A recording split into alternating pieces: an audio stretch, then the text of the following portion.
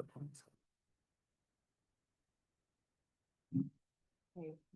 Dawn. Let's make sure everyone is good. Oh, got a hot mic. Okay. Oh, yeah. Okay. I am calling to order the April 28th, 2025 BOSAC meeting, so we'll do roll call. Matt Powers, Here. Kristen Joyce, Here. David Rossi, Here. Nikki LaRochelle, Bobby Zanka, Here. Jay Beckerman, Present. and Chris Tennell is absent tonight. Yes. Okay, approval of our March 17th minutes. Any feedback on that? Thoughts or feelings? Okay. I'll move to approve. Second. Great. Let's see, discussion or agenda, or I'm sorry, approval of our agenda. Any thoughts there? Good. Okay, great. Public comment. I think you've got our people here. Okay. Well, welcome. All right, staff summary, which is extensive.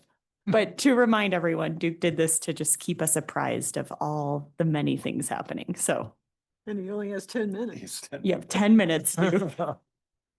You guys ask questions for what you want to learn more about. I have a few updates and then happy to discuss any of these in more detail. One is the Christie Heights Fuels Reduction Project. That's paused. What we found out, Teague Holmes, who was going to do the tree work, went back and looked at the site with more snow having melted and is concerned that it's going to be more expensive than he originally thought and probably preclude us from grant eligibility. So we're just going to wait till the snow melts, go back in there with Teague and figure out maybe what can be done efficiently and make a new plan. So that's on hold for now. McCain RFP, the McCain selection process is going great. We had a good round of interviews a couple of weeks ago, and we have one finalist. We're working out the details of the contract, but we hope to award it this week. And thanks to Jay for sitting on that Yep. Thank you, Jay. panel. Was Alex, were you gonna hit on the website? Did you wanna?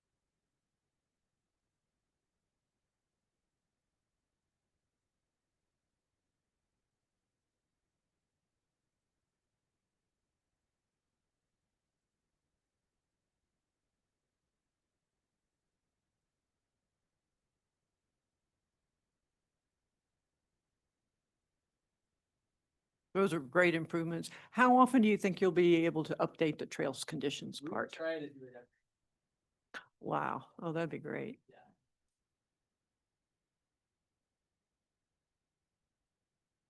Public facing group. Oh, that's awesome. Thank you. And can you see the analytics of who's like the traffic on the website to see how many people are checking that? Just, yeah, yeah. No, just I meant staff. Yeah, okay. It'll be interesting to see. Oh, Catherine, yes. Yeah. Can you use the mic just for the web folks, if there's any?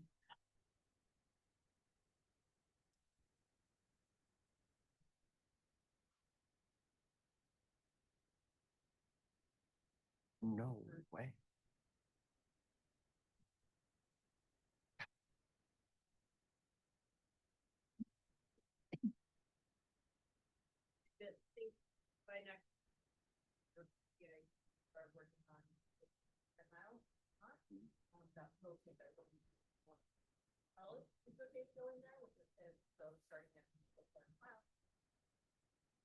This is the rest of the rec app. Open, it's left. And it's just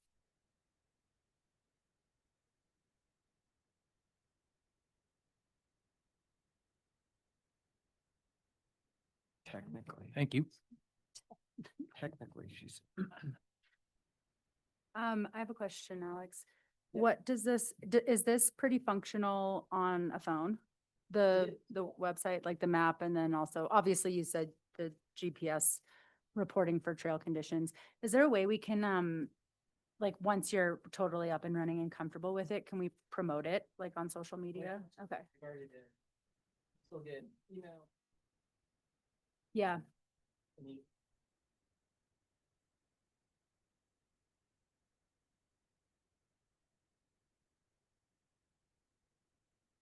Yeah, or like if our social media page can start posting it, like every so often, just as a reminder. Yeah. And then we can all share. We would love to, I don't know, take advantage of this spring mud season and kind of make our website a reliable destination Yeah. for trail conditions and, would love your input and especially like trail conditions. We want your reports, but also just help spread the word and let us know what's working, what's not. One thing that Brad has helped us with is, layering the trails on the online map with the money meter indicator. So like red means poor. So you can look at the map and see a bunch of trails in red and ones in yellow, and that's fair. And the other ones are just normal. So being able to use the map as a tool to see conditions also. So we're trying to really make this an effective tool, and let us know how it's going and please help. Jay, did you want to briefly remark on the safe passages? Or if anyone has any thoughts on that, how council chose to not endorse our recommendation to contribute. I think first and foremost is that council took the recommendation from BOSAC with extreme weight. And it weighed heavy on council people's minds when looking at this, taking into account BOSAC's recommendation. And I think it's always hard, and I was talking to Duke about this committee has to take in the full spectrum of like the presentation and the whole thing. And then kind of when it comes to council, it has to be compacted down because of the breadth of the agenda. And, Duke did an amazing job with the presentation and really capturing the essence. But I think just with the threat of not having that money go to an actual product, a design, a construction, a 100-yard aspect of the crossing, that it was too large of a price tag to take that risk. And there was a desire to have them come back once the design phase is fully funded and completed, and allow us the opportunity to participate in the construction. There wasn't an appetite to actually pledge that money and put it into like an escrow account to sit there to be used upon construction. But it was because council didn't want to take it out of a future council's hands to have discretion on it. But there was a loud message saying that there is value in it, and there is a desire to see it happen. But council really wanted to be part of the construction phase. Got it. Yeah. And BOSAC's recommendations they carry a ton of weight. And so I think that's the thing that was asked to be communicated was, although council decided to go in a different direction, that y'all's opinion and our opinion here and what was said was carried a lot of weight and appreciated. Okay. Yeah. Thanks for filling us in. Anything else on I have a couple things on the open house plan. Oh, yeah, yeah. First is love, it doesn't have to be now, but maybe if you have something now or later, any ideas on how to improve participation from the public? And we're working with our comms team and we want to get the word out as best we can, but if you have ideas, please share. Also, are you guys okay with this list of topics? A couple details with this list are that Jill Desmond has volunteered to host the BIFA station. And we had asked the Forest Service if they could do the Camp Hale Continental Divide National Monument Station. They can't, but I can host that one. Happy to. So that leaves the other 7, and that could be any combination. We'll have naturalists at one station, and I don't know. I need to know from you guys if this list is sufficient and if you want to sort out who's going to host what now or later. Do we want to do that now quick or just email Tony or do we can assign them there, keep us on our toes? Ooh, that's good. But we historically have strayed from our assigned So. location. Chains. Yeah. So I think we have to try harder. I will say with the naturalists there and your staff there for the volunteer events and the naturalist program, I felt kind of useless at those ones. So I think that it could be better spent, some people like floating and chatting with folks, as opposed to like, there's nothing that I'd be able to answer for the naturalist program that our naturalists couldn't answer. So I think it should definitely be one, but I think that staff did such a good job on those two that I don't know. Board members really need to be at those. Last ones. year was hard because it was at a very cool place, but it wasn't easily Mhm. accessible. Mhm. Well, if people aren't too worried about where they're assigned, we can just sort it out once we get there. And we'll come up with talking points. Okay, great. I think the list is great personally. Thank you. Yeah. Anything else? Questions or comments on staff summary? Just going back to the open house, I know that staff has already engaged with communications department to really, I think it's important that we spread the word. And I know our communications department's doing their part with getting it onto the DMMO, to get in through social media, get in the paper. Anything short of, going around with flyers and stapling to people's foreheads. But I think if we all do our part too, to tell our friends and to tell our peer groups, I think having a good showing at this would be really important. It's a topic that people care about in a place that's accessible at a time that should be amenable to many. And I'd really love to see a packed open house where we're engaging with our community with the reason why most people live here is, open space. And so I think this is something that we should make a very concerted effort to bring in as many as we can.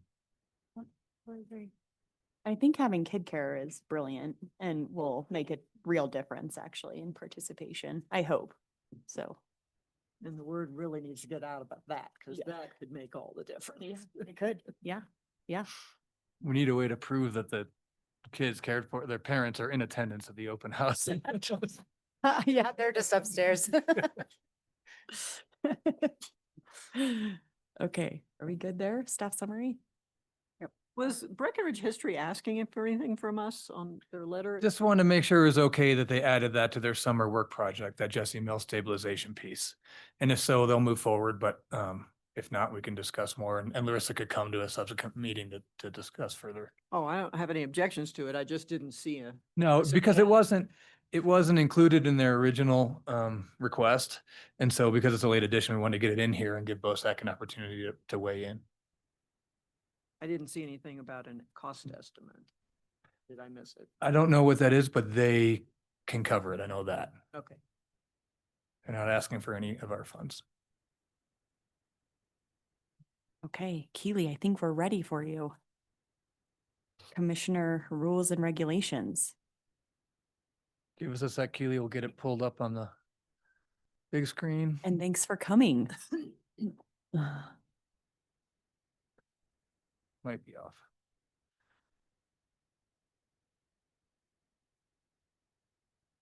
There you go. I don't want to take up too much of your time, but for those of you who don't know me, my name is Keely Ambrose. I'm the town attorney for the town of Breckenridge. I have been an attorney for about 18 years here in Colorado. Went to the University of Colorado Boulder for law school and have been up here, thank you, since 2011.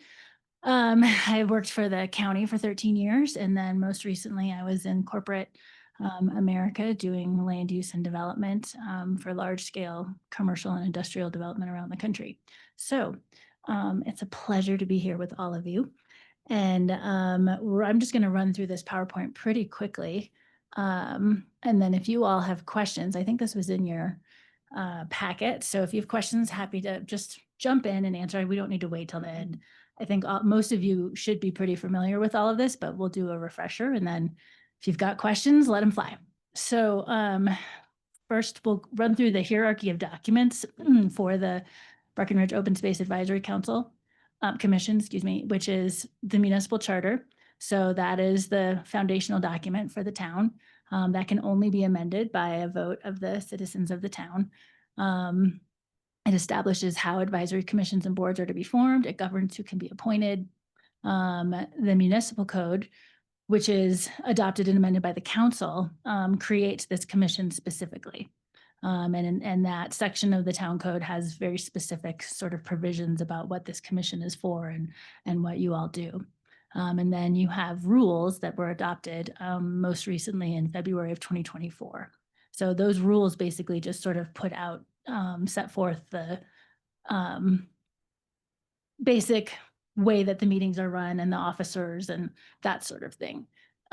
So from a broad perspective, your role on this commission, you're a public official. So that has certain meaning under the town code. It also has certain meaning under state law, which essentially means that you are here to serve the community. You're here, you have certain ethical obligations, and then this board also has obligations under the Open Records Act and the Open Meetings Act. Any questions so far? Covering stuff you guys all know, I'm sure. So the first thing to run through is the code of ethics, and this is actually in the town code. So there is a separate code of ethics that the state sets forth that is applicable to public officials, but the town code supersedes that. So these are the ones that are applicable to you. So if you ever have any questions about any of this, please just ask me. That's what I'm here for. And a lot of times, just as a sort of a note, a lot of times if there's any sort of conflict of interest question, it's very fact specific. So if you have an inkling that like, this doesn't feel right, just ask me and we'll talk it through. But generally speaking, you can't participate or vote on a matter if you have a substantial personal or financial interest in the outcome of that matter. You have to disclose your potential conflict of interest to this group prior to the meeting at which the topic will be discussed. And this group actually votes on whether or not you do have a conflict of interest. And then if they vote that you do, then you can't participate in that matter. So that's sort of the process for how that works. You are also prohibited from disclosing or using confidential information to benefit yourself or your family or a business that you have an interest in. You can't solicit or accept a gift, a service, or a thing of value from a person for the purpose of influencing or attempting to influence the officer or employee in connection with an official act or as a reward for any official action that you would previously taken.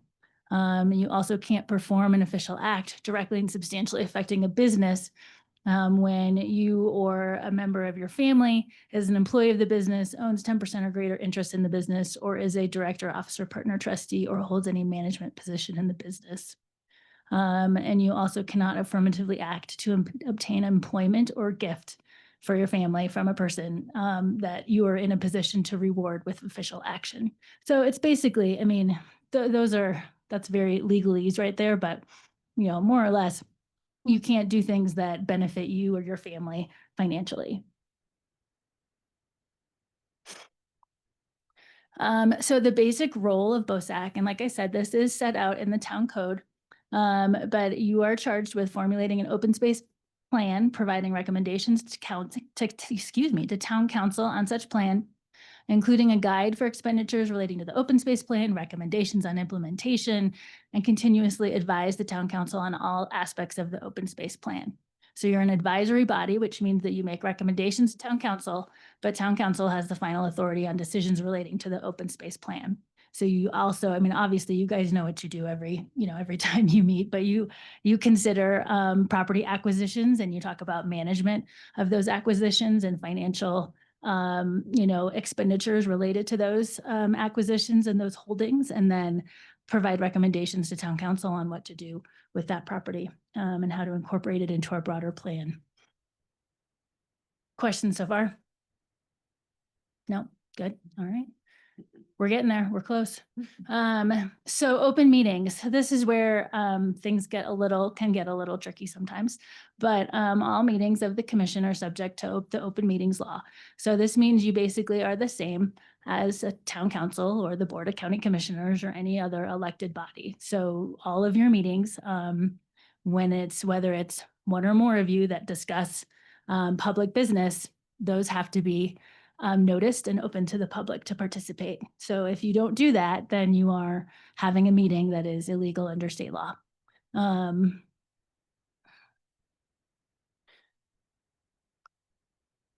Your communications and documents are also defined as public records under the Colorado Open Records Act. So that means all of your emails, all of the presentations that have to do with BOSAC business, right? So not your private emails and that sort of thing. But you should be careful not to sort of combine the two. So that is a piece of advice that is always really hard for public officials, because I think especially ones like yourselves where this is not your only job, right? Like you are doing a lot of other things and you all have other careers. And to the extent you can separate, when you're emailing about your role on BOSAC versus your personal stuff, that's a good practice to get into, because it means that in the event there is an open records request, I don't have to go through all of your personal emails and figure out which things are private and which things are BOSAC related.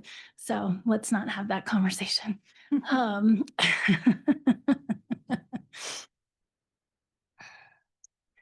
So the rules of procedure, like I mentioned before, they're basically provide a general outline for how meetings are run in the respective roles of the members and the participants. The chair, Nikki, in this case, runs the meeting and is charged with ensuring that all the members are heard, and that where a decision as a commission is needed, a consensus is reached. And so I will just sort of pause there, because I think that's something that sometimes gets lost in a body like this. But you do want to have a consensus for your recommendations, right? And I know you guys routinely take votes and all of that, but that's a really important part of this. The functioning of this commission is coming to a consensus as a group so that you can provide a recommendation to town council that represents the full opinion of the commission. Okay, so this is at Duke's request. I didn't even know that this existed, but apparently there is a norms document, which is not something that I would say I've ever really heard of before, but it's been an internal staff BOSAC document. It's never been formally adopted, but I think it provided some guidance for BOSAC on certain issues that may have become problems over time.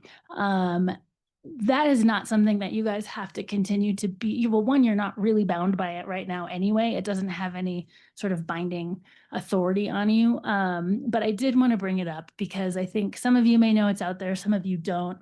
Duke and I have talked about, we'll probably come back to you with a revised norms document that may actually just be revised rules and regulations so that it's all in one place and everybody knows what it is and where it is, and it's been formally adopted by you as a document that you all think will be helpful. So that's sort of that on the norms. Where do we find a copy of that? Duke can send it to you. Yeah, it's linked in the packet, but it's a good question, Bobby. I don't know if it was available publicly. Yeah. I dug it up. Mark, do you have? I think we've made it available when like a new BOSAC is formed with new members. And we share it. And it has things like, don't talk over each other, courtesy, common courtesies, stuff like that. Number of things we get into. Yeah, it seems like it's sort of evolved over time, and, has been used to address issues that may have popped up with various different groups of people. But I think, you are the commission right now, so we can adapt it to your needs and whatever issues we see happening now. No hard trivia questions. Trivia needs to be a binding. Quarterly. Looks like, I mean, on the walls that town council norms, so do Mhm. is that commonplace, or you're saying that's not so? Well, typical? that I think that's a town council like adopted thing, right? That they have done. My impression of the norms was that it was a little bit more staff led, and was sort of like, here, this is, I mean, again, I'm sort of, the norms were new to me. Not all bodies have that. Not all boards, commissions, councils, whatever. They don't all have norms like that. Okay. So I don't So dislike you're it. saying the town council, they created their own norms. Okay, Yes. okay. Yep. Understood. Um, yeah, which is why if you guys want to have them, we can do that. I still think my recommendation would be, depending on what they are, it may make sense that they're included in the rules and regulations, because when I read through them, most of what was in the norms was already in the rules and regulations. So I wasn't really clear on the utility of having this separate document that didn't really live anywhere, and was sort of hard for people to access. But again, that's a great topic of conversation for all of us to have. I actually think that's it. Short and sweet. Great. Any questions? Do we want to have a conversation about norms at some point? Do people feel strongly about? I think we should probably recirculate them. Were people able to see them on what was linked in the document? Sorry, I didn't realize they were linked. Where was it linked? There was a link for the code and the charter and, Or the stuff. yes. At the top? It should be at the top. David, what's your thoughts on? You live in the government universe. What are your thoughts on norms? It's always been sort of a weird thing, but I think at the time, there was a different BOSAC, but I think those are good rules to live by. I think we all get along really well here, so I don't think we have issues. It's just, I think for the future, if there's ever that kind of tension, and I think we're lucky because we don't run into that with our group, but you never know. There might be a tense subject that comes up that people feel really strongly about and kind of, need to remind each other how to behave, and hard trivia questions make people upset, Nikki. Okay. Yes, no, good thoughts.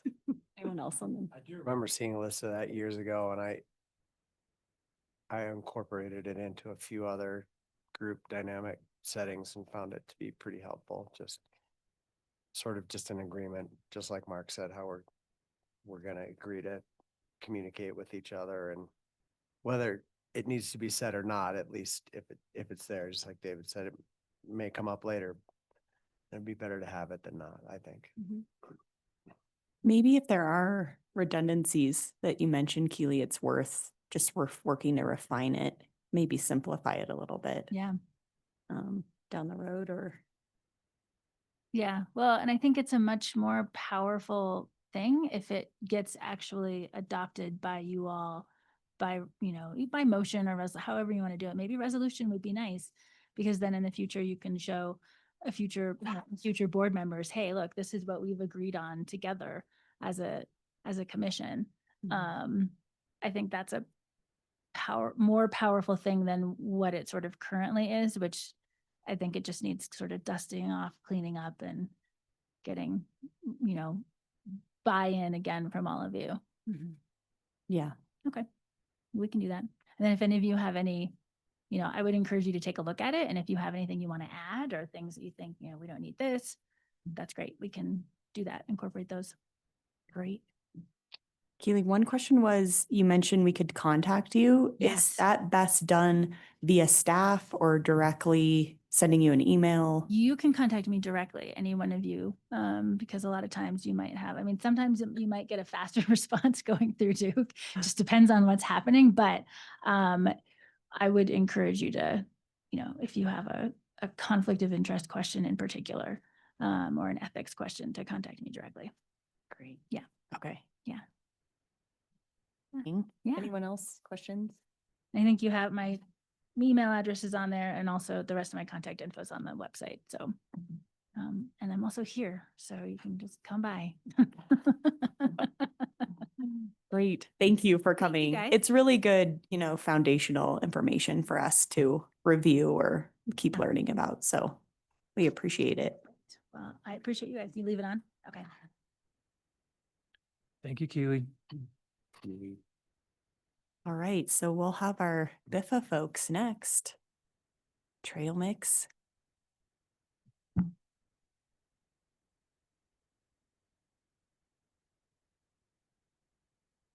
Good evening. Hi, welcome. Thank you for having us. Yes. I'm Tamara Nutsachi Park with Breckenridge, and we're here with our very passionate team, all of whom can answer questions. And I'm just so excited you all are here. You can tell that this is one of our most beloved programs because we all want to see it be successful and also hear your feedback in particular so we can continue to strengthen the program.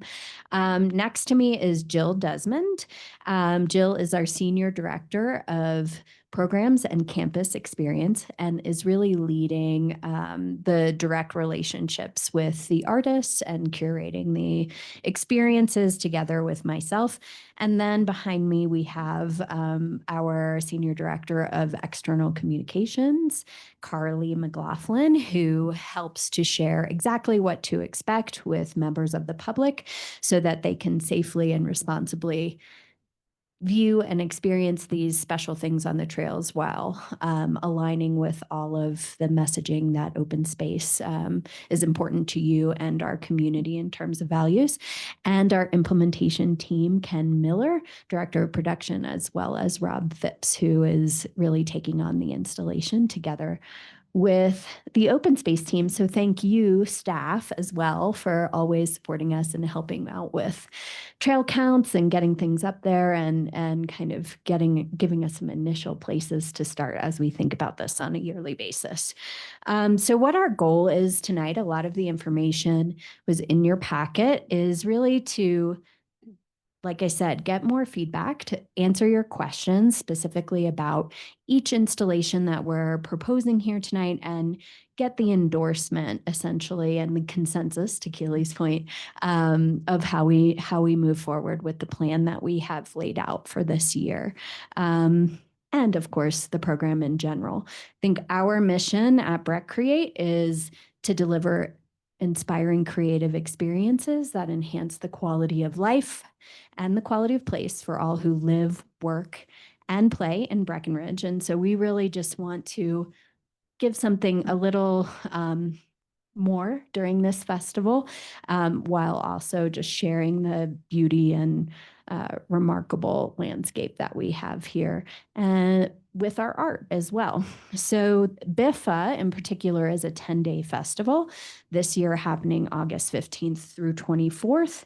And it celebrates our core values: adventure, play, creativity, and nature. So a lot of our artists across those 10 days really do focus on the values that we have here in terms of environmental sustainability, as well as the social equity and all of the variety of diverse programming that we does kind of brings out different aspects of what we believe here in Breckenridge is important.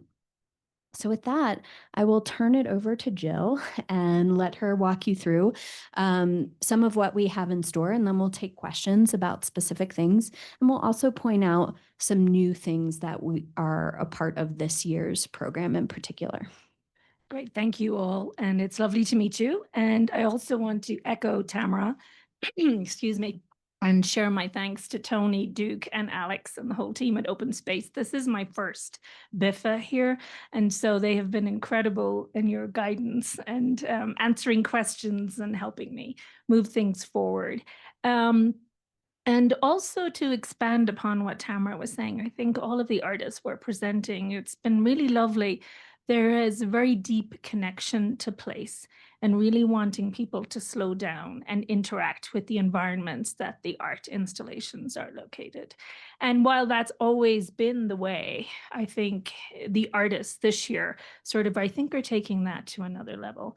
And so starting with Joe Scolari, who's Swiss-Italian artist. And we're proposing two what he calls games, one located in the Illinois Creek area and the other one in the Little Mountain Trail area that's further up and back. And Joe has created these beautiful interactive installations in Italy in a trail system called Bosco. Some of you may have heard it. And his initial goal was he has little kids. These are his children in the picture here. And he really wanted to get them away from screens and out in nature. So he created these fabulous marble runs that are full of adventure and intrigue, and they're tucked away and alongside trails, and that kids have these little wooden marbles and they take them and roll them. Sometimes they race them. There are two right next to each other.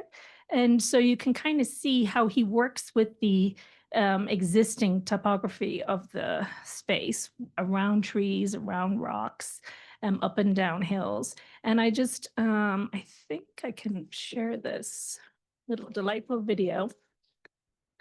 It's short.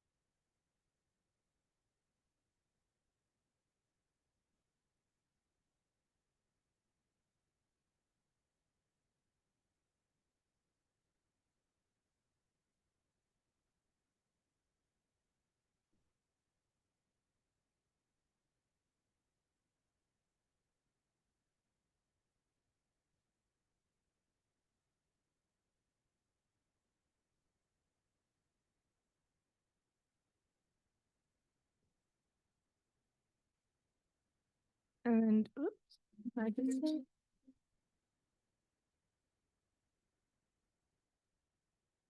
Keep listening to this.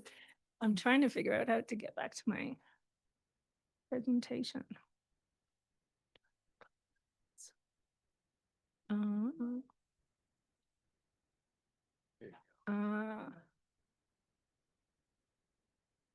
Oh, I see. Sorry.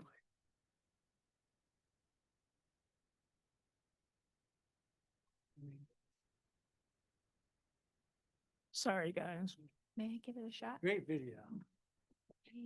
So as we kind of demonstrate, or the video demonstrates, it's really about getting families out there. And I think we're very excited to bring this to Breckenridge. The marbles themselves, and then this is the sort of broad locations. We're looking at possibly that middle trail along Illinois Creek and Lower Illinois Creek for either one or a few smaller games, and then another one further back in the Little Mountain area. And Tamara, do you want to add anything about that base?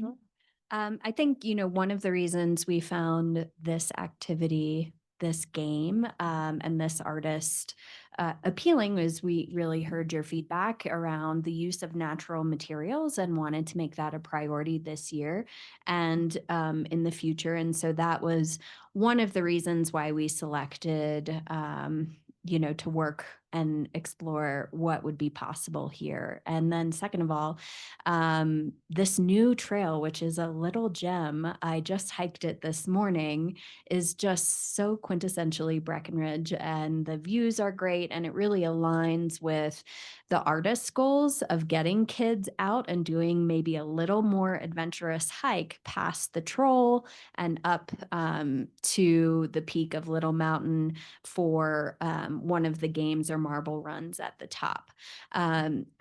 We are buying the marbles, and they will be sold at 3 locations, at our info tent when that is open, at Old Masonic Hall. We're considering also at the Welcome Center, but also I did speak with John Doerr to explore the possibility of working with his team at the ice rink, and he was down for that and excited and said it would be workable and into their POS system and pretty easy to implement.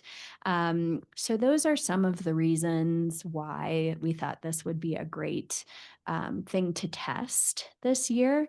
I think there's potential also, depending on how things go, to use these marble runs as a way of connecting the public art collection from the rec center to the troll and maybe to the peak of Little Mountain through the Blue River Pathways project. So we're just kind of open to exploring and wanted to see how it worked because it worked so well in Switzerland. Yes. And so the idea is that if everything goes well, to keep it up into the fall if we can. And of course, we'll make sure that everything is in good working order. But the games in Switzerland do stay up year round, and some of them have been installed for several years. And so we'd love to try and extend the life of this as much as possible, because we do think it will be a great hit. I love it. I just think it's a great, so natural. It looks like it will fit right in, and it's something fun for the kids. Yes, exactly. And the artist himself, you'll meet him when he's here. He's just very, very passionate about this work and about getting families and children especially out into the wild. Okay, any other questions on Joe Scolari? I just have a quick question. I also think this is so fun. Is there a way, just thinking more about logistics with the marbles, can people donate them back to a box or something? Because We're I'm actually sure working people on a on plan on for the that, link. yes. Okay. So that people have an option when they're done, whether to donate them, back. Thanks. How much is a marble? How much does it cost? We're still working that out. We are. We want to keep it accessible. Obviously, this is a pretty significant investment as far as our trail mix installations go. It's one of the larger artist fees that we have committed to in this program's past. So we're trying to recoup as much of the cost as possible, particularly on the marbles. So we're playing with like a $5 to $10 range. All kind of coming together as we do the assessment, but we think that is a reasonable and doable price point for families. Also, it is an adventure to go up to the top of Little Mountain for sure. So we will do a pretty significant lift on our communications, maybe with some storytelling and maybe with some treats in the marble pack to get the kids actually to the top. So that will be an important part of how we unfold it as Little Mountain Mountaineers or something like that. And we'll also do some specific age ranges. So you can go have like the Railway Park and lower marble experience, or you can go have the Troll and the upper marble experience, or make it a thing and do them both. Have you thought at all about finding sponsors that could provide the marbles for groups from Mountain Dreamers, for instance, some group that even $5 or $10 might be a stretch for? For sure. We always try to make exceptions and to have systems in place to enable those who might not otherwise be able to. And I think that will come back to if you donate your marble back, maybe there's some way, creating that loop for people who might not otherwise be able to afford it. Great. Other questions? Is it best to go project by project with it? However you all want to do it, is it? Seems like we're kind of going that way anyway. Any other on that? I just was wondering, I was thinking you should just get like the high school tech ed class to like make models somehow. I don't know. I just wonder if there's a creative way to solve that problem. So just a thought. 100%. I mean, my vision for it is that actually for each of our installations, we do have teams of volunteers. We know we'll need some skilled folks involved, but this is such a beautiful STEAM project. I think, assuming we would get the endorsement tonight, that would be one of the next conversations that we have, or what is the opportunity for our students to get involved. The tricky part of it, as always for us in the summertime, is people are going in a million different directions. If it was during the school year, it would be such an easy thing. So that will be our next step, to talk to the CTE program at the high school. Yeah, cool. Oh, I had a question. I love it too. I think it sounds like it could be extremely popular to the point where congestion could be part of a consideration. I'm kind of trying to envision how the installation works and how people can travel around it and use it as it's intended to be without really kind of getting away from our sort of responsibility to kind of protect those trails as they have been constructed to begin with. Yes, absolutely. So one mechanism that we have for our more popular experiences like Trio is advanced registration, where we put a capacity on the experience, and knowing that some people won't show up and others will happen upon it that we can't control, it gives us an idea of what to expect. And then we can have the appropriate staff out there to manage. If we know something has hit the top capacity, we have a plan to bring people out and manage traffic. We haven't on some, aside from the troll, we haven't yet, that has worked really well for Trio, and that is something we can implement in advance for the marble run or in response based on what we're seeing on the initial days leading up to the festival and during the festival. Thanks. It's a good thought. Yeah. Any other questions from Joe? Okay. And then if you have a question on any of these at the end as well, of course, we can address that. So Bill Orsich was probably familiar to a lot of you, a local artist who had a beautiful installation at the Breckenridge last year, Minor Key. And this year he is proposing another sound installation, Root Notes, Sounds of the Underground. And this is really focused on the relationship and conversations that trees and wildlife have underground. And it will be installed in an area that an access road that links Moonstone Trail to the Beeline Trail. And it's an open clearing, and he will have multiple speakers in that space, and really inviting people to kind of come in and linger in that environment. And I think those of you who remember Minor Key from last year, Bill is very present and shares a lot of information with visitors and everyone that walks through and encounters the installation. It will be 9 to 12 daily through the festival, so from the 15th to the 24th. And as far as installation, it's pretty minimal impact. Some of the speakers, they will be hidden in around the trees and areas, camouflaged as much as possible so that they're, do not obstruct the visual experience of that space. And let me think. I think that's probably it on Bill's. And this is a map of sort of where it's located. So this is Moonstone Trail here, the Beeline Trail, and then there's this access road that goes into this clearing. and it will be in that opening. We may start some of the speakers sort of along Moonstone Trail to pull people in. This will be very well signposted, or the signage will be very visible so that folks know exactly where they're going and what they're going to. And we're also going to encourage everyone to hike from the bottom up to this. So there will be parking down in the Carter Park area. And this again is just the installation from his minor key installation last year. There's also a delightful video that I encourage you to watch, where Bill actually captured the feedback of the public at minor key, and it was really lovely to hear people respond to that. So, any questions on Bill's piece? I just had one question. It Yes. says you're hoping to do some short evening music. You know, that has changed, and we are now just sticking to the morning okay. performance. Yes. Okay, great, then never mind. Would have been cool, but. Anything else? One other thing, Bill would like to, as a sort of a visual marker of this installation, potentially rearrange or create some sort of a sculptural work in the space by using the dead wood or debris that's on the forest floor in that area. And in chatting with Tony about that, that he felt that was okay once everything kind of is put back to look in a natural state afterwards. And I just wanted to see if this group had any questions on that.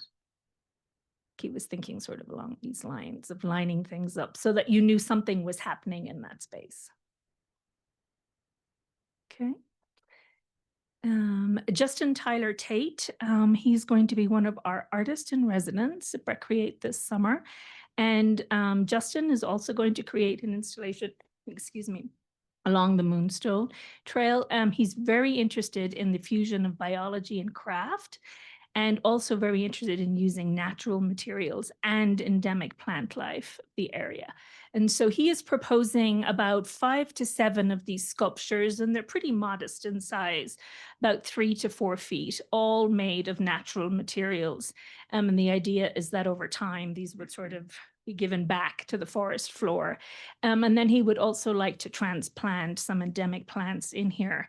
And his idea, he will be back with us next year, potentially for another BIFA project in 2026, but to document how these sort of evolve over time in nature. And they may be installed in a cluster or sort of spread out in groups, but they will most likely be that upper part of Moonstone as you sort of lead into Bill's sound installation. Again, people would hike up from the bottom. So maybe sort of in this area here. Any questions on Justin's? Are they going to deteriorate naturally, or are you going to take them apart? They will deteriorate naturally, but we will keep an eye on them. And as soon as, if there's anything that they become dangerous in some way or whatnot, we can remove them. But again, they're pretty small in size. And I think the idea is that, they would be taken over with growth at some point. We don't have those kinds of forests that are covered in moss and ivy and that sort of thing. But I think just seeing how they respond back in those environments and how they just break down, similar to sort of ruins, ancient ruins, but they are natural materials, so they would break down naturally. Cool. Okay. Would he just be relying on rain to get these to maintain or grow, or? Yes. Okay. Yes. Once they're installed. Yes. We have told him it's not, yeah, and he's been here before. Don't worry. It's not, I told him it's not the Northwest Right. Coast. And yes, it's very different. And Jill, Yeah. when he is here during his artist of residence, he's going to get these going in Yeah. the shop. Yes. And get them started. Yes. And so we hope to have actually plenty of conversations with you all, and also with members of your team on the plants and whatnot that he would be selecting and transplanting into the sculptures. Okay. Anna Sukalarkis is an Indigenous artist. She's an enrolled citizen of the Navajo Nation, and Anna is one of our featured artists at BIFA this year. The Old Masonic Hall Gallery is going to feature an exhibition of her work that opens the end of May, or May 24th. And in addition, Anna is doing a series of outdoor installations. And this one will be installed in the Iowa Hill area in one of those open clearings in a meadow. And this work was originally conceived in 2012, and then she sort of had modifications since then to it. Excuse me. It's this wooden structure. It's about 20 feet in diameter, and some of the interior walls are about 7 feet tall. And it is based on the creation stories and belief systems of Navajo communities about multiple worlds. And she did a call on social media asking her Navajo colleagues and friends and family members, what world do they think we're in right now? And some felt we were in the fourth, some said the fifth, some said this is the end, and some said there is more to come. And so as you begin on this journey, it is, you know, some of the signage is, I won't say negative, but it's maybe a little tougher. But as you move into the center of the spiral and the ceremony and almost active walking in that circle, the message becomes more positive. And so the idea is that people step into this and they engage with the work and they go on almost this journey. And so this will be installed, as I mentioned, on Iowa Hill. This will be installed a little bit earlier, probably that late July, the first week in August. So it will be up a little bit longer, but the deinstallation will begin the week after BIFA closes. And again, this is sort of a rough idea of where it will be installed. Will there be an explanation of Yes, what you're seeing? yes, Good. exactly. Because when I first glanced at that, I thought, okay. Any other questions on Anna's work? Okay. And then Trio, as we've had before, they will be performing multiple performances in all of those locations, Illinois Creek and Moonstone particular, excuse me, and also in town. This is a sample schedule. Do you want to say anything about this? Oh, So Trio that will only be in the same location that we've used in the past. Sorry, Jill, on Illinois Creek. And again, we have the arborist tested trees. We did look at we did a walk on Iowa Hill, but determined that there wasn't really an ideal location or set of trees that would enable the experience we wanted. So we'll stick to that one spot, and there will be other activation. They'll be playing in other public parks in the center of town as well. and then of course we will have, you know, guided hikes, meditation hikes, and music in a lot of these locations. And then we did want to share Nicole Vanowitz, who was our Breck Create Artist in Residence in the fall of this year. And this is one actually that we need to share with the OSAC team, but we also wanted to share with this group for input and approval. And the proposed location is the Riling Dredge site. And Nicole creates these beautiful inflatable sculptures, and it won't be installed full-time out there. They will be just 2 days, the last 2 days of the festival, August 23rd and 24th.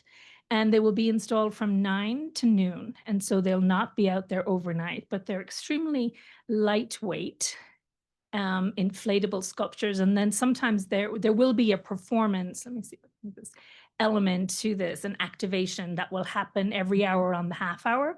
So these activations will be 9:30, 10:30, and 11:30. And excuse me. The location is actually directly on the rocks. And the reason she chose this location is this work was primarily inspired by this location and the mining history of Breckenridge. And so as with Bill's Minor Key last year, we will be directing people to park at the B&B Trailhead car park and then travel along the trail to the Riling Dredge location, where we will have that sign posted as well. And I think things went I mean, we haven't heard otherwise, but things went really well last year with this. In addition, we're proposing a couple of performances also on those same dates within that 9 to noon timeframe, like a guided hike with a focus on history, and also potentially a trail mix performance, music, no amps, from excerpts from The Great Divide, which is the backstage theater production that will be taking place during PIFA. Yes, and so this is new this year. We have not on that land in particular had trail mix performances, but it would be the same concept, just happening on that site in particular for 20 to 30 minutes to kind of elevate both performances, both Nicole's and ours. And Nicole was artist in residence, to your point, who also worked with Snowy Peaks. So she did her residency and has a good youth fan base here now for her work. And so we're excited to see those kids come out from this past And also residency. almost all of her, I should have mentioned this, almost all of her sculptures are made from recycled tents that she takes apart and sews into these inflatable structures. Yes, so this is the only kind of non-natural material, but it is reused material. And tents for her Snowy Peaks was actually tents from our community. And is Yes. this piece made out of Yes, the it was recycled? also while it was here. Mhm. Yeah. Just a sample of what she does. It's not the It's not specific the one, no, because she needs to install it to photograph it in that location. When you say activations, what does that mean? So, That's a good question. it's a really good question. So I saw a little video of it on a phone, and basically, as you can see this image on the right, there's a figure that's attached to the sculpture. And very often there will be a figure that will interact with it, or the one for the spaceship on the left. The figure will be outside and will manipulate the sculpture from the inside in a way that is almost a performance, but gives it another shape, another life. It can be another creature that can emerge from it. And so that's what the activation and so will involve. And then in between that, though, the work will remain inflated. And there's no sound associated with this, but she will use, excuse me, a battery operated fan to inflate the work in the location. Any questions?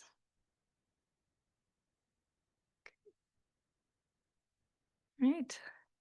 I think that's it from us. And then, of course, this is the signage campaign that we had last year, and we, will be making some modifications to it, like including maps and in some instances pinpointing the installation location. But just to remind people to stay on the path and leave no trace and messages.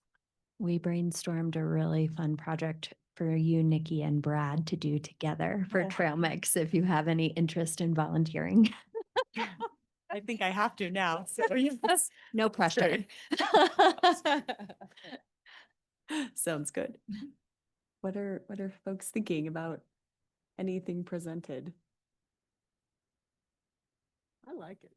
I think it's very appropriate for our environment. The only one that's just a little outside of that is the last one, but I mean, it too relates in many ways. The environmental message is good. Mhm. I thought this set of installations really is kind of what we were hoping. At least I was hoping to see, because it's not, plastic bright colors and things. It fits. Mhm. Sure. Yeah. And it gives the kids something to do. On the last one, if there were other locations, I think I've got a little PTSD from the troll era. Are there other places that have kind of the environment that the artist would be open to, like Are you talking or about other dredge this one here? piles? Yeah. I'm a little worried about just that is a very, very heavily used parking lot, trail system, all that. It's maybe not that big of a deal as the troll was, but that was unexpected as well. For sure. So, maybe it's just one of those little heartburn things. Yeah. that You just worry that public gets. See, tied to the site, given that it is the inspiration of it. I think also that the window of display is quite short for this one. It's just that last weekend for a few hours in the morning. And having those trail mix activities too are sort of another way to kind of spread people out a little bit. Yeah. Yeah, and absolutely, I think Jill is right. I think of all of the installations we've showed you today, I actually believe that this one will be lowest impact, just because of its distance from the center of town and that it happens only at specific times of the day. So those would be, and again, we have the registration system so we can anticipate and disperse as appropriate.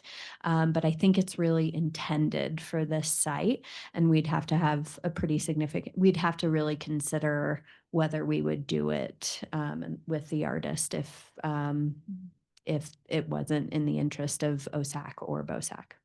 So is the inflatable there, once it's installed, it stays for the weekend or No, it goes? it's it just a gets few moved? hours. Yeah. So she brings it out and it's pretty minimal, like it's very lightweight.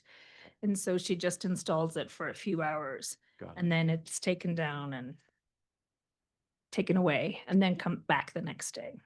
Okay. Bus connections for that one? Will the buses run at a time that people could use the bus system rather than driving?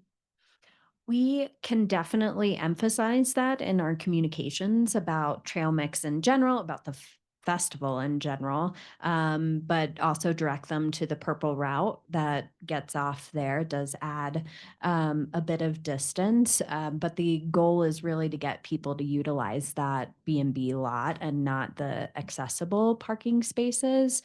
And through that registration system, we can always say, come at another time or performances added, and there will be some natural attrition if they see that there are no more spaces available. So those are our mechanisms for crowd control and disbursement. On the trio and trios in Illinois? Yeah. Okay. But just a little concern about parking on Moonstone for some of these, parking on Moonstone Road. People don't Yes. love that. We don't want them to park up there, and can go as far as, doing some additional signage to suggest people return, like no parking here for trail access, to reroute them to Carter Park area. But we'll continue to really drive people toward the entrance point just at the park and do the work on the switchbacks. Limited to ability levels. Correct. I mean, that is one appealing provision of this installation is it's on a wheelchair friendly trail, which would be nice to advertise.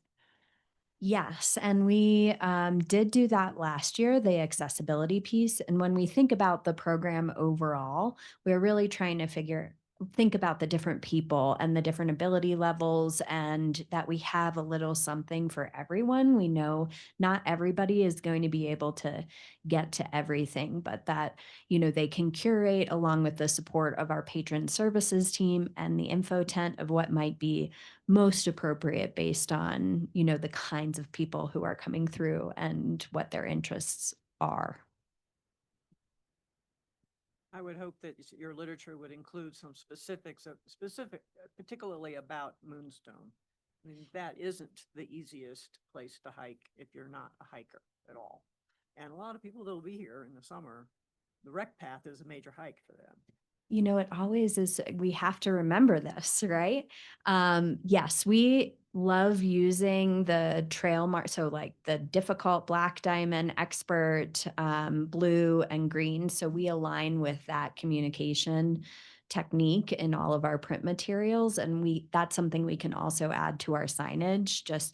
I'm also really want to increase communication around Little Mountain since this is the first time, and that's a hard trail, similar to Little kids. for little kids, similar to Moonstone. So using that black diamond system is another approach that we have.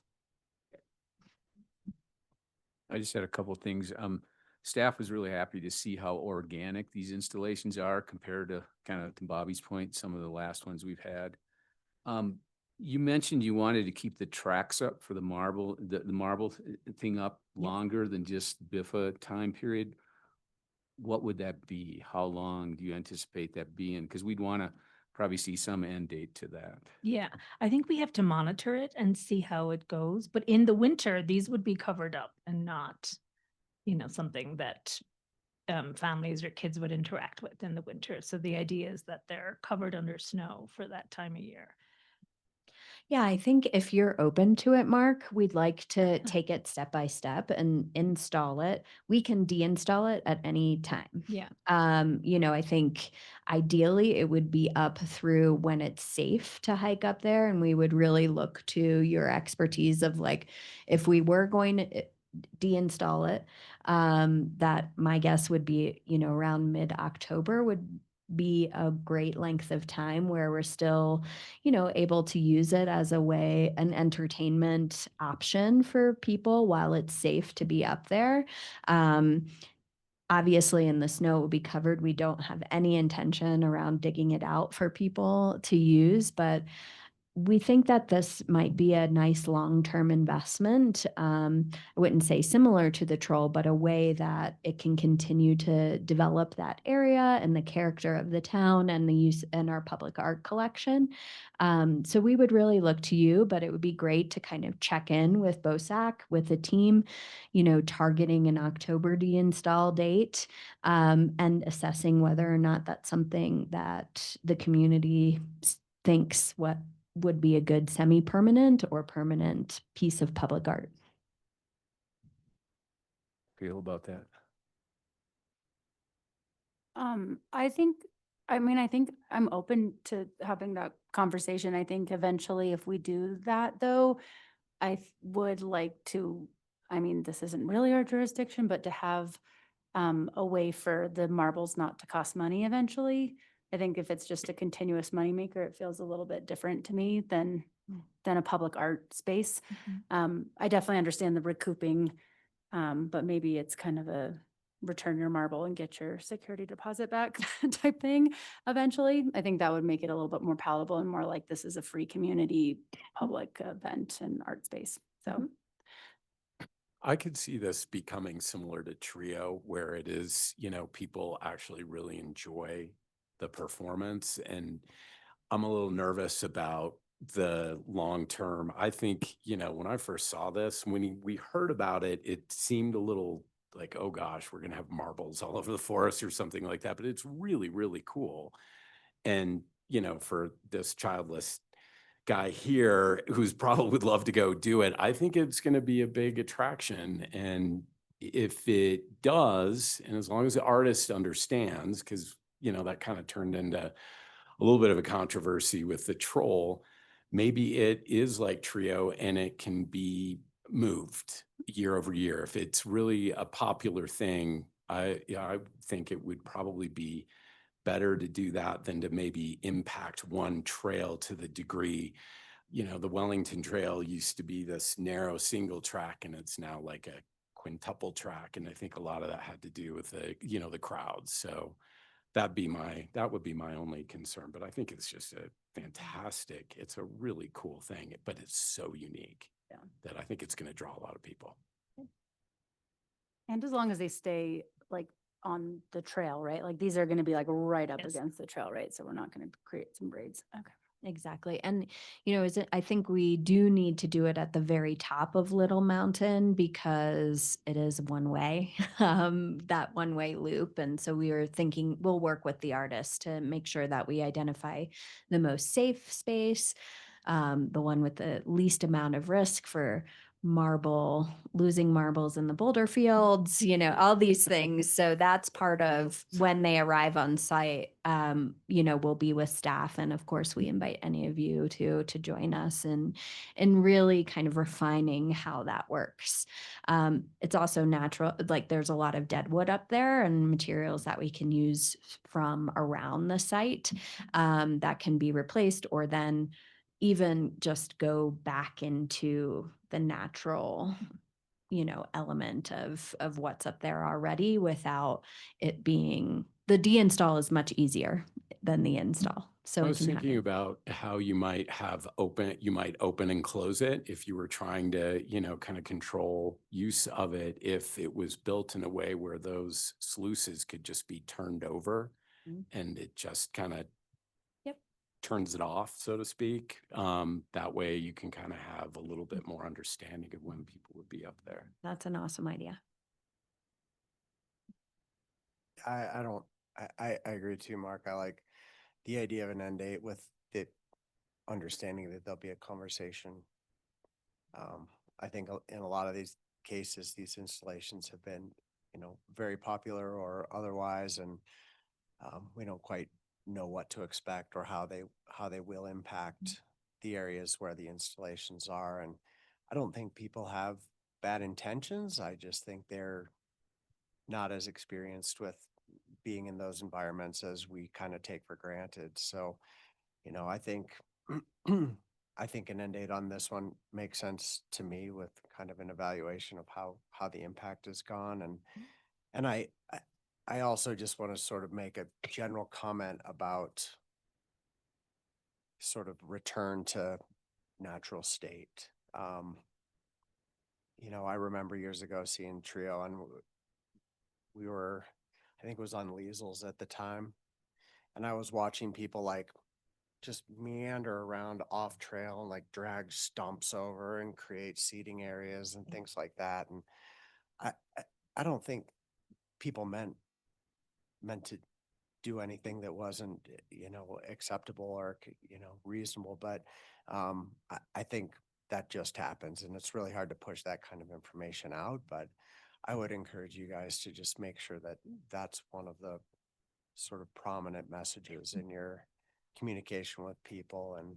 And a lot of these are very short installations, so hopefully there's a reasonable period of time to put them back in order if necessary, and hopefully it doesn't come to that. But I'd like that to be something that is continued to be focused on.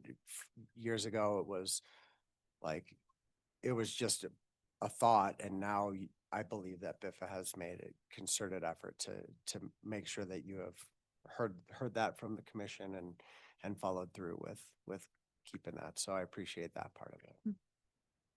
We will absolutely continue to focus on that. It's important to us too, because it is such a privilege to even be able to do this on our trail system. So we'll continue to work that into our messaging for sure. Little Mountain is great because it's hiker only, which is a nice thing for that. The marble like point of sales thing, it seems the ice rink seems far away in my mind. Like it'd be so much more convenient to have something like right there. I just wonder about logistics for families and also potentially disrupting the ice rink like business as usual. I'm not sure if you've talked about that or Yeah, John didn't raise any red flags, but I'll push a little bit further to see if they're, asking that like, is this going to be disruptive if it is busy? I think one of the reasons we'd love to keep it in the center of town is it will make people intentional about doing the experience. So how should I prepare myself, my family, my child for this experience if they go to the top? sure. And I walked it today. I mean, for us, it doesn't feel like a very long walk, but we did look into vending machines. That was a little out. That's what the Switzerland experience does. It has ball vending machines, and it's always you pay for it. And that was out of our price range, but it's something that we can think about in future iterations of this, or yeah, it would have to be a future iteration. There's a lot of learning we'll do with the ball management. The ball return, however, is something that we think we can put like right close and adjacent to the area. Yeah. Yeah. Cool. Yeah, I like a good point, Nikki. I know you probably have more to say, but I was just thinking because it's going to be where the troll is, people are gonna inevitably come across it on accident. And so they'll be frustrated, I think, if they're like, I have to go into town to go get these balls because, whereas if you're creating an experience, it's like way off the beaten path and no one's gonna know it's there unless they're there intentionally, but that's the opposite in that area. A lot of people are gonna be there unintentionally, so, Yeah. because they're gonna be there for the troll. We'll work into our signage, some very specific, like informational language for right around the troll to address that. That's a really Yeah. great point. The one other thought I had was, and I was talking to David about this earlier, was the Justin Tyler Tate, his installation with how feasible. I mean, he's the expert and certainly other people are, but just growing endemic plants, like if he is not successful in that endeavor, because he's referencing lichen and fungi and those aren't, I mean, we have mushrooms, but they tend to grow later in the season. And so I'm just curious about the diversity of plant options and how, if he's prepared to do this at 10,000 He's feet. coming in May, so he has plenty of time to sort of work through that. And we've already alerted him, this is not like other installations. He's incredibly smart and creative. And this is it's not new for him. And so he has done this all over the world. And so I think he will, it's not going to be bursting like those images with mushrooms and fungi and whatnot, but he will adapt it to this place. And maybe he might switch gears a little bit, once he gets here and sees that. But he definitely wants to kind of really dive deep into it. So False chamomile. It's everywhere. Yeah. It's just sort of a general public comment from a family that is heavy ice rink users. Can't imagine a scenario in the world where the ice rink staff deals with this at all. Imagine that. I've been going to the same drop-in every Friday morning for the last 20 years.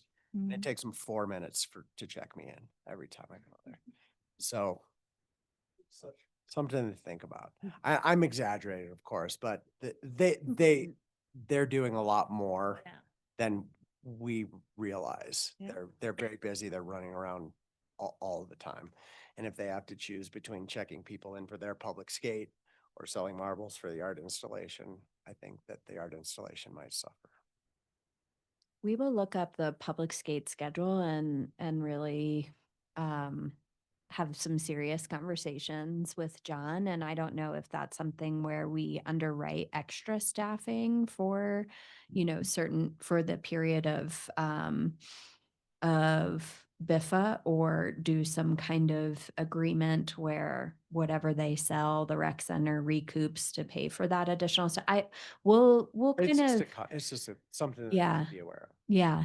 What we didn't want to miss is an opportunity to have them there. And so we're just trying to figure out how to get creative with a plan that's practical.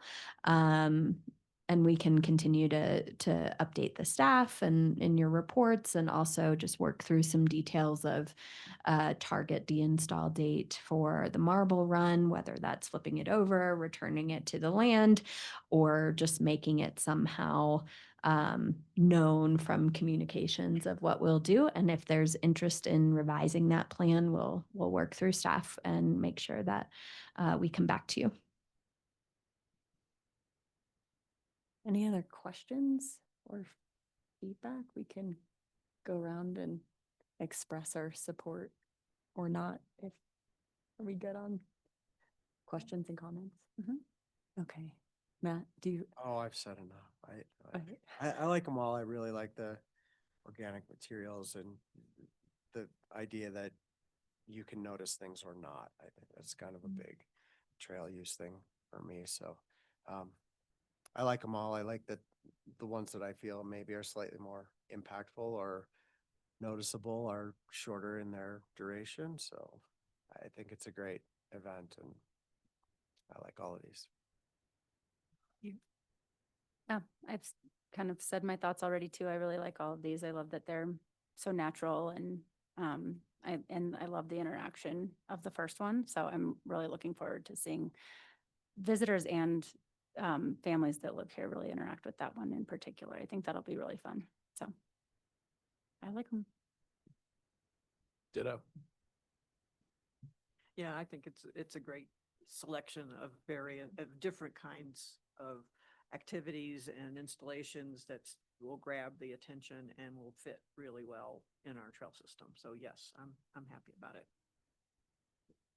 I think you guys did a great job getting these in here, and I love the thought of getting people that are used to using our trails and the people that aren't accustomed to using our trails out there and experiencing the open space and the amazing things that were provided here. So great job. Yeah, agreed. Great. In support. Thank you. Thanks Yes. so much. And we'll definitely get back to you through the staff on those follow-up items, and feel free to reach out for us and to us with any other questions that come to mind. And I'm excited to welcome Jill this next year. She has all this great feedback. She was a member of our board for a long time, 3 years, and a resident of Keystone. We got lucky and took her from the Denver Art Museum. So she has lots of ideas brewing for future years, and is a great married to a conservationist and fly fisherman. So really, and guide. So really understands what we're looking for here as a community and how we can enhance it. So For your input. This is great. And again, thanks to the team. It's fantastic. Yeah. Thank you. Thanks to both of you, and welcome, Jill. That's great. Thank you. You sound like the perfect fit. This is fun. Yes, you Thank too. Thanks for coming. Right. Next, we've got our PACT, because Duke loves an acronym. I didn't discover the acronym till after I wrote the table, and then I was really excited. Put this in the packet. It's our first attempt at trying to incorporate all the values identified in the master plan into considerations, a list of considerations when discussing property acquisitions. And we have an exec session tonight, so we'll get a chance to stress test it. Nikki coined that. Anyway, but wanted to have an opportunity to make it its own discussion item. If you've had a chance to look at it and have thoughts, suggested edits now, and we can also revisit after going through it in exec session. But tried to, I think a strength of the master plan is it covers a ton of ground. It's just a little bit disorganized in where it lives within the plan. So trying to consolidate that into one usable document. Would love to hear thoughts. And Duke, like you said, I mean, we debated like putting it in the packet here, but it might be more fluid to sort of analyze it as we use it tonight. So I imagine it could come up, that feedback could come up then as well. Yep. And it can be, yeah, we can try it tonight and then maybe change it for the next time until we get it to a place we really like it. I think it's a great idea.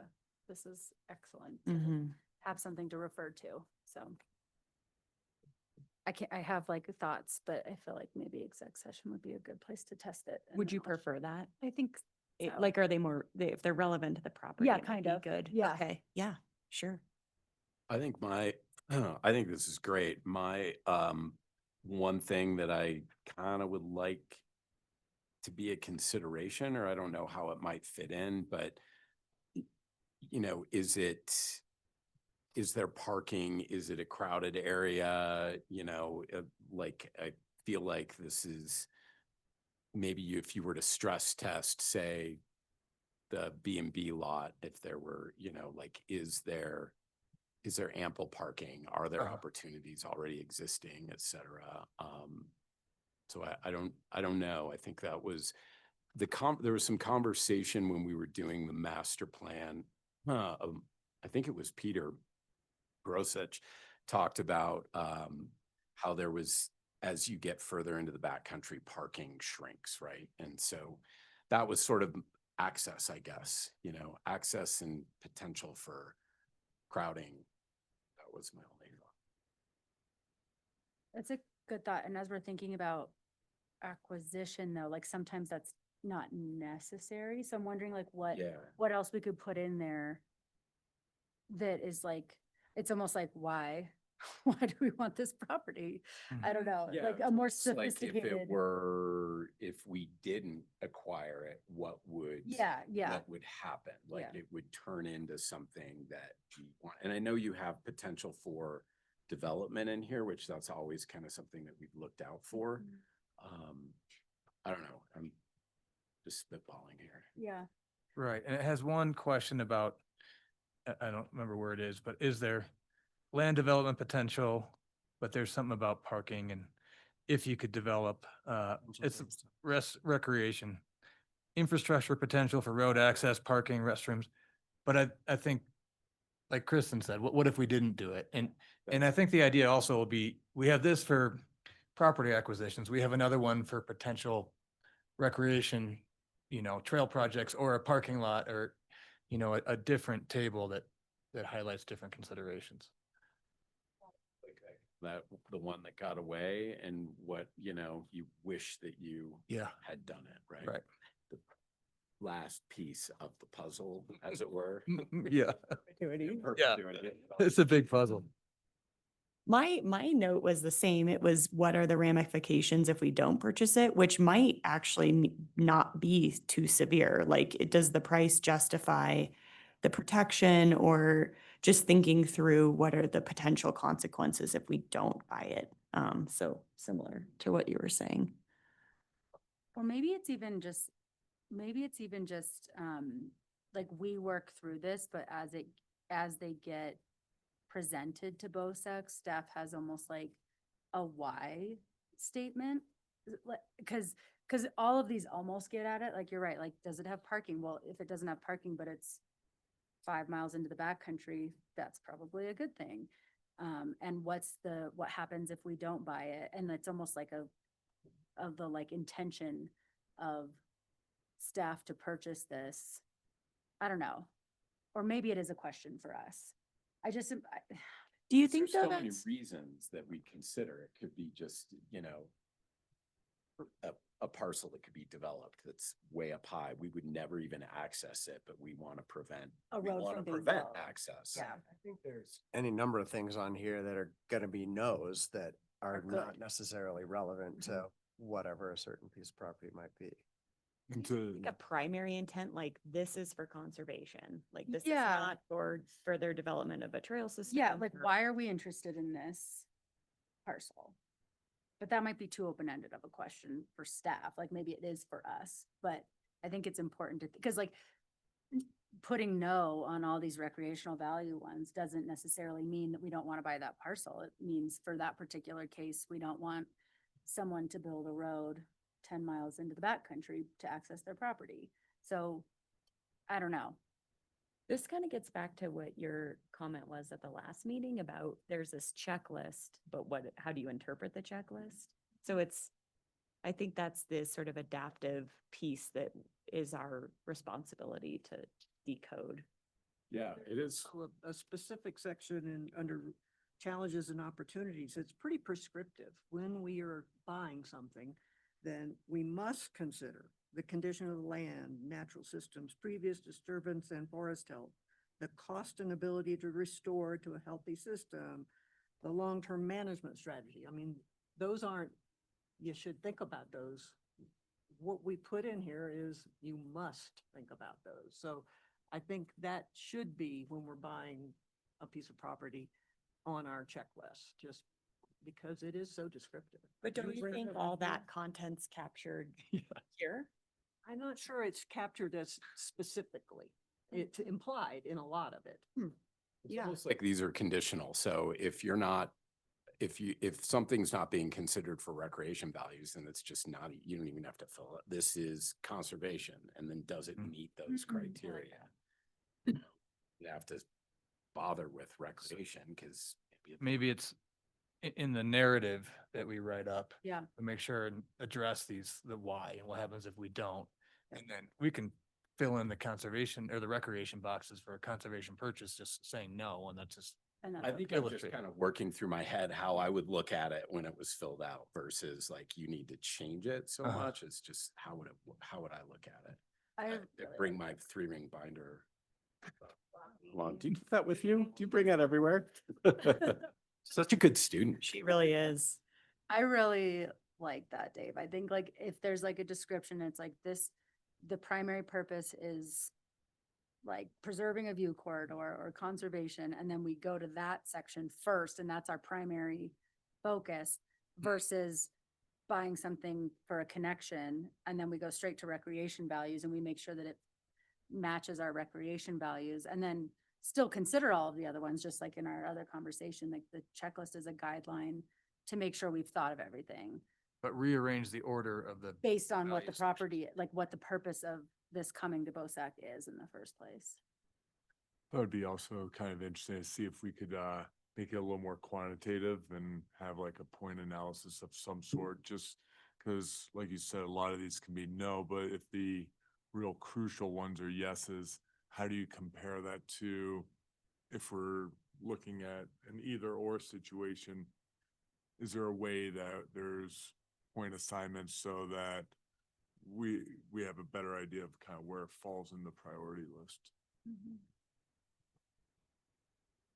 I think what's so hard about this is I think we can talk about the quantitative piece of this forever. And when we're purchasing property, I feel like it's extra hard because we don't know what all is going to come up in a year. So we don't know how much of a budget, like we're not comparing typically, you know, we don't have 3 pieces of property and we have to decide which one is the most important, and they kind of come up organically. So I totally agree. And also I don't know how we do that because we don't know what else could come up later.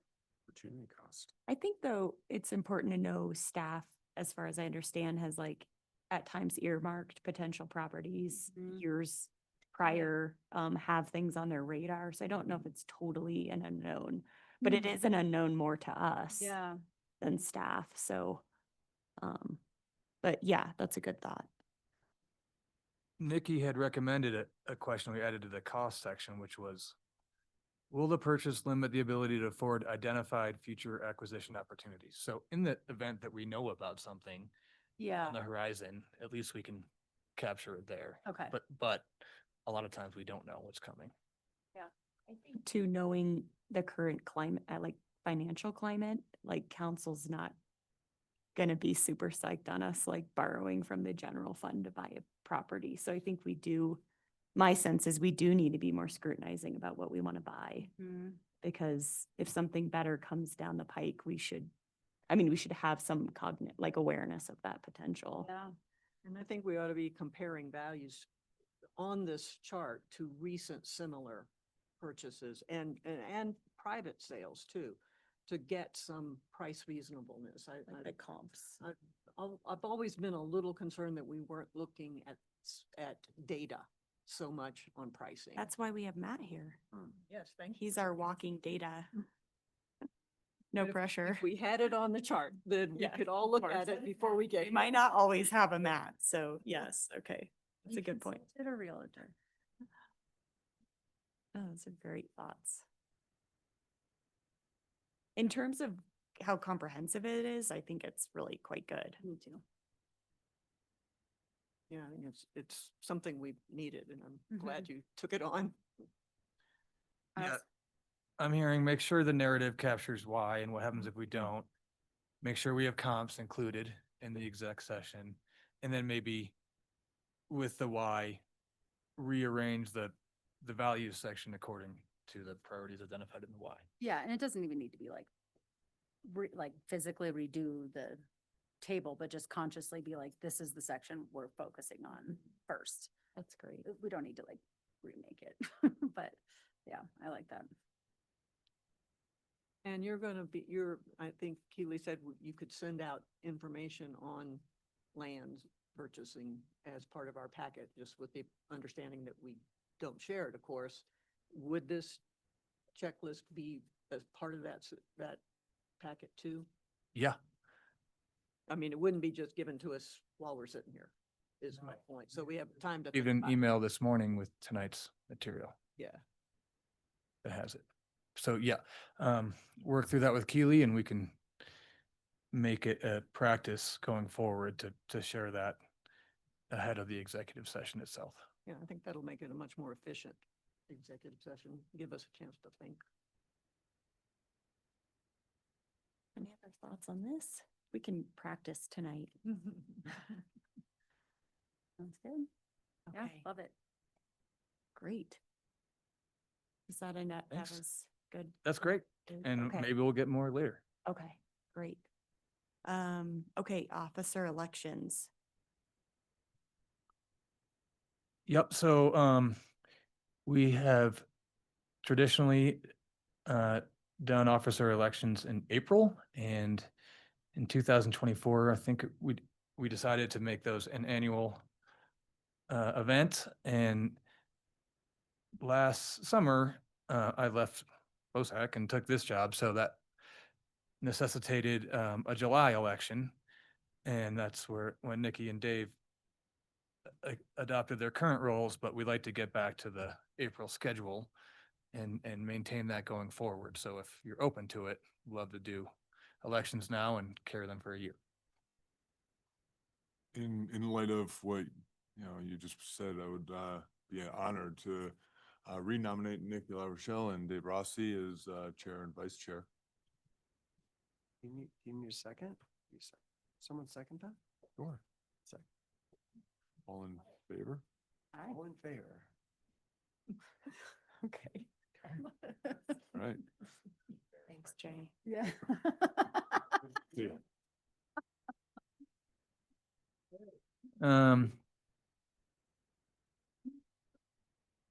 I just say I've loved being chair and I will continue to endeavor to do a good job. So You're so good. You're so good. You run such a good meeting. I'm not kidding. And it's so soft spoken. It's good. It's not, there's no. as we have microphones, David. And thanks to Dave, he's a good counterpart, so. Okay, check, thanks, we're so quick. Oh, that was efficient. Okay. Other matters related to open space.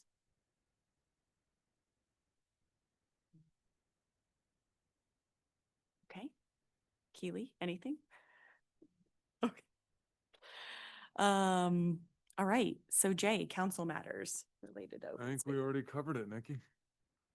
Good, yeah, we covered our safe passages. Good. Okay, okay. If Great. there's any further questions, of course, I'm available. Any questions for Jay? Oh, look at Nikki just crushing the end of this meeting. Such a good chair. No. Oh, okay. I do think about town council with, the fiscal implications, and I think we need to be sort of staying apprised of that. Like how you might be rethinking like money. Without a doubt, it's something that we've seen. We got our finances, sales tax revenue in for January, and that was down 6%. Early indications is that February and March are following suit. All of our expenses are rising. And so with that happening, there's definitely a concern on, where we're spending it. It always used to be, well, do you want to do X or do you want to do Y? It's like, yeah, let's do it both, right?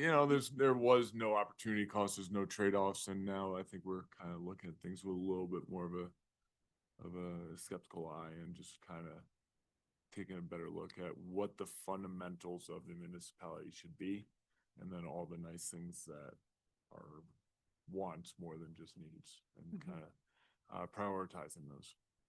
So we'll be having a full finance presentation on May 13th, I believe is we have a meeting on Wednesday. That's a special meeting. And then I believe May 13th is going to be our following our next regular meeting. And it is May 13th. And we'll be getting a full financial update. So, yeah. When's your retreat? 27th. Okay. Perfect. And can you afford it? Top ramen. Top row. Okay. Oh, okay, well, I think then we're good to move into exec session. Keely, you can critique this script as I read it aloud. And it's good to go? Okay. Here we go. Say that part again. A little more emotion. The voting is new for us, so if we're doing that, let me know if that's the timing is Shut down the Zoom now. to enter into exec session. at the time.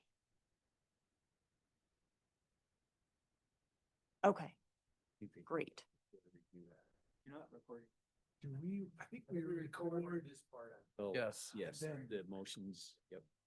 Okay, I move that BOSAC go into executive session under CRS 24-4024E for the purpose of determining positions relative to matters that may be subject to negotiations, developing strategies for negotiations, and or instructing negotiators concerning a property that the town may be interested in acquiring for open space purposes. So I need a second. I second. Okay, and all in favor of entering executive session? Favor. All right. Okay, check. Okay.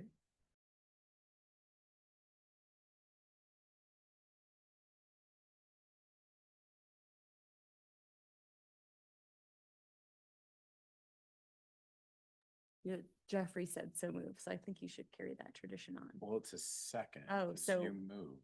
right. Usually the chair doesn't make motions. Oh, Keely? True. So I make a motion to go into executive session per the laminated document. Is that wrong?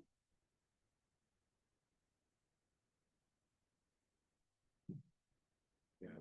Okay, And. Is there a motion to go into? Everything else.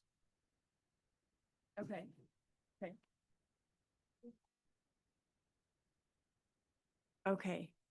Can I get a motion to adjourn? Thank you, Matt. Seconded. Okay, All right. that's great. I don't like motioning, so I'm thrilled about